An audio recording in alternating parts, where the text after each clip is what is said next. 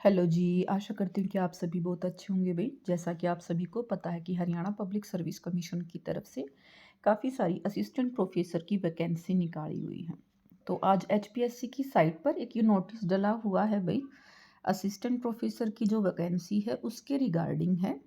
Political science, Hindi, English, history, geography इन subjects के regarding. और ये जो आपका नोटिस था ये कल आया था, तो इसको लेकर बहुत ज़्यादा मतलब जो कैंडिडेट है उनके मन में बहुत ज़्यादा भ्रांति है भई। भ्रांति क्या है कि उनको लग रहा है कि अब इन बच्चों का अलग से मेंस का एग्ज़ाम लिया जाएगा।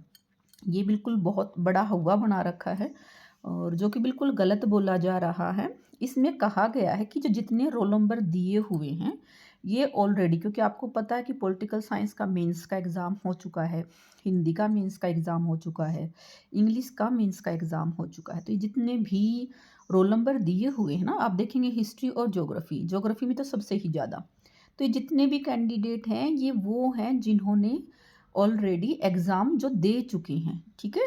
ये कोर्ट केस वाले हैं और ये मेंस का एग्ज़ाम दे चुके। इसमें कहीं भी ऐसा नहीं लिखा हुआ कि इनके लिए एग्ज़ाम होगा। इन्होंने बताया हुआ है कि इनको प्रोविज़नली अलाउ किया गया था, ठीक है? तो ये प्रोविज़नली पेपर दे चुके हैं, ना कि अब इनके लिए स्पेशल अलग से कोई पेपर होने वाला है।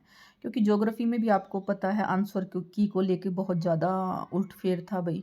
हिस्ट्री में भी आंसर की को लेकर बहुत ज़्यादा था। इसीलिए आप देखेंगे कि ज्योग्राफ़ी और हिस्ट्री इन दोनों में कैंडिडेट बहुत ज़्यादा हैं। हिंदी में बहुत कम है, पॉलिटिकल में भी आपके जो हैं कम है। तो ये जो रोल नंबर है ना, इन्होंने असिस्टेंट प्रोफ़ेसर का एग्ज़ाम ये मेंस का दे चुके हैं।